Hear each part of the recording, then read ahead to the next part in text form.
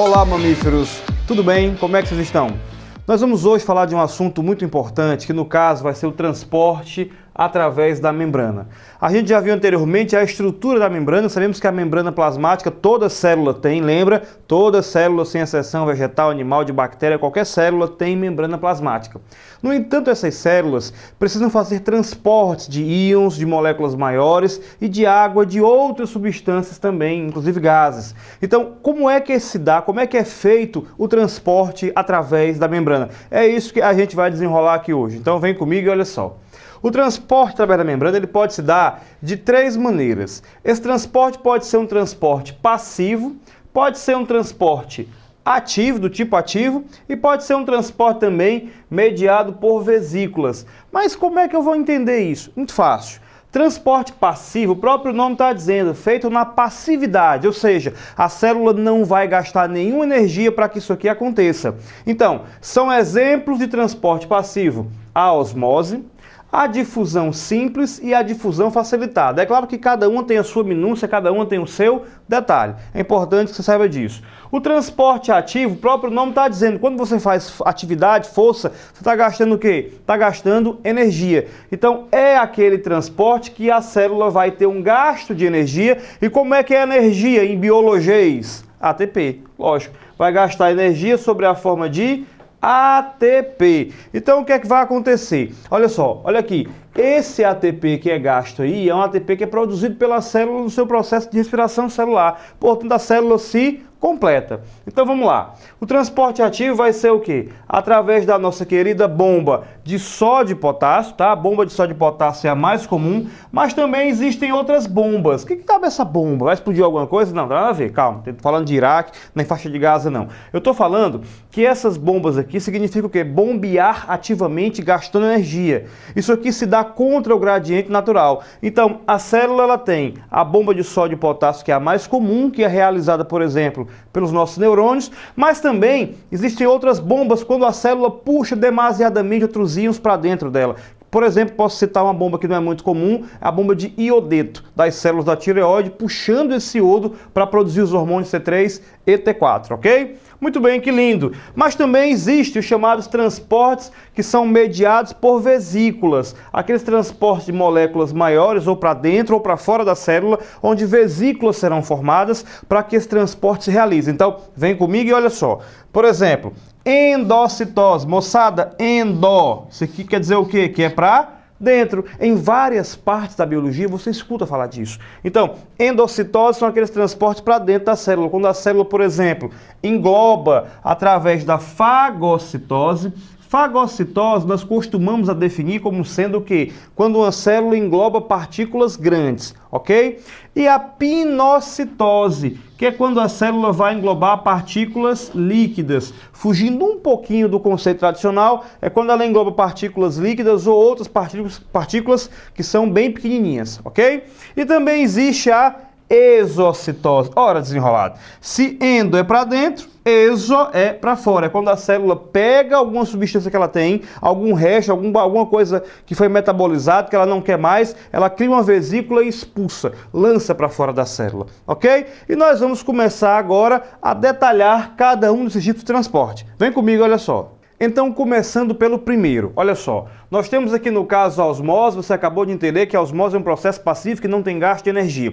Eu quero que você entenda uma coisa, tudo aquilo que está dentro e fora da célula tem uma tendência natural a igualar as concentrações. Então, quando o transporte é um transporte natural, é um transporte que vai ser a favor de um gradiente de concentração, ou seja, não vai haver gasto de energia e no final as concentrações vão tender a ser iguais. Então, olha só, aqui nós temos o seguinte, eu quero que você entenda que esse recipiente vai representar o quê? O meio intracelular e o meio extracelular.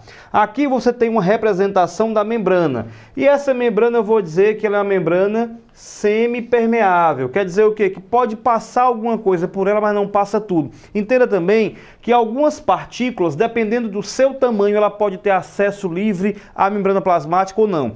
Digamos que aqui eu tenho moléculas grandes, moléculas de glicose, por exemplo. Essas moléculas não vão passar livremente pela membrana, isso não vai acontecer. Então, olha só, olhando para cá, eu tenho esse meio que está menos concentrado, então eu vou chamar de meio hipotônico, porque aqui eu tenho nos dois meios a mesma quantidade de água, a mesma quantidade de solvente, mas o soluto aqui está em menor quantidade. Portanto, isso aqui vai ser o meio hipotônico. Então, esse meio hipotônico, e aqui vou ter o quê? O meio hipertônico, que é aquele que vai ter o quê? Uma quantidade maior do soluto. Então, o que é que vai acontecer? Isso aqui pode acontecer com a membrana da célula. Por exemplo, digamos que a célula está mais concentrada que o seu meio. Está aqui a membrana, o meio intracelular, tá? Mais concentrado, o que é que vai acontecer? Ora, eu não posso mexer com o soluto. Eu acabei de lhe mostrar que essas partículas aqui são muito grandes para que elas passem através da membrana. Então, o que é que vai acontecer? Como é que eu posso fazer para que eu tenha a concentração igualada, para que eu tenha a concentração igual? O que vai acontecer é que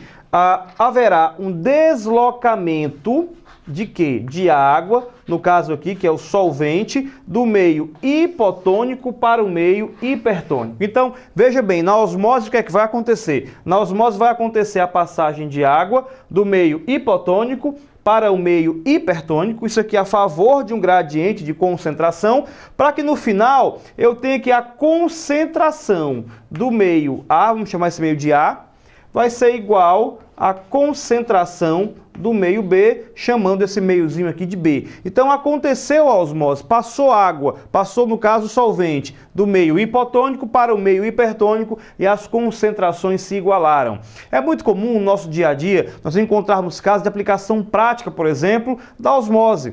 Veja bem, por exemplo, a carne, durante muito tempo a carne foi e ainda é conservada em sal. Quando a pessoa pega uma peça de carne e coloca sal sobre ela, aquelas bactérias que pousam sobre ela vão tender a se desidratar, vão tender a perder água e vão morrer. Então, conservar carnes em geral, conservar o bacalhau, por exemplo, no sal, é um exemplo bem típico disso. Quando você pega, por exemplo, uma salada, você pega lá as folhas de alface e você coloca vinagre por sobre ela, o que é que vai acontecer? Esse vinagre sendo mais concentrado, começa a puxar a água dessas folhas e é normal que essas folhas comecem a murchar, comecem a secar. Eu quero que você saiba de uma coisa, por exemplo, olha. Então, olha só, se eu pegar aqui uma célula, colocar aqui num tubo de ensaio, imagina aqui um tubo de ensaio, e eu vou colocar uma célula, no caso aqui uma hemácia humana, tá? Uma célulazinha sanguínea humana, estou colocando em água destilada. O que é que vai acontecer? Como essa água destilada não tem concentração nenhuma, é óbvio que a célula será o meio hipertônico. O que é que vai acontecer se ela é hipertônica? Ela vai começar a puxar água para dentro dela, para tentar diluí-la. Então essa águazinha vai entrando, vai entrando, vai entrando, e o que é que vai acontecer?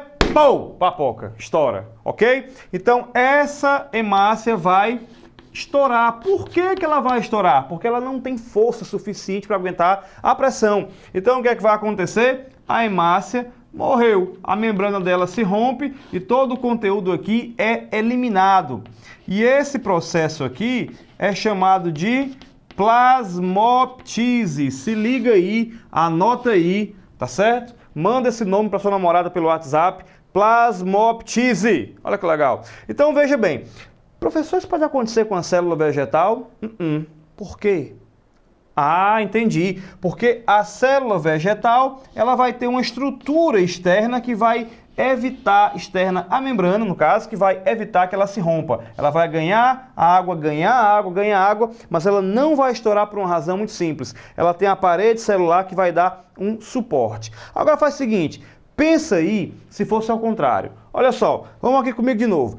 Pensa se fosse ao contrário. Imagina que essa célula, ela agora vai ser colocada em um tubozinho de ensaio aqui, de maneira que a solução que ela foi mergulhada é que agora é mais concentrada, ou seja, é hipertônica. Está aqui a solução, está aqui no caso a célula, e ela começa a ganhar ou perder. Ora, sempre quem ganha é o hiper, ok? Grava isso. O hiper, que é o mais concentrado, mais forte, vai ganhar. Então ela vai começar a perder água.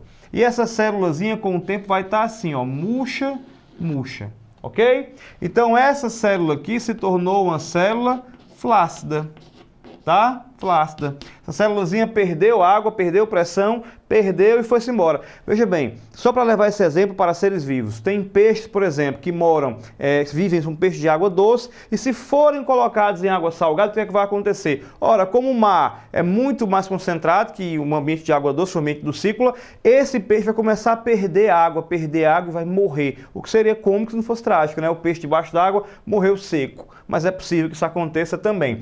E se fosse uma célula vegetal, ela também pode perder água. O que vai acontecer é que a membrana fica completamente assim, ó. A membranazinha fica flácida, a célula também fica flácida com a perda de água, caso essa célula seja colocada no meio hipertônico. Então eu espero que você tenha entendido tudo sobre a membrana plasmática, tudo sobre osmose e tudo aquilo que explicamos até agora. E com mais essa aula você carimba mais uma vez o seu passaporte rumo à universidade. Um grande abraço e até a próxima.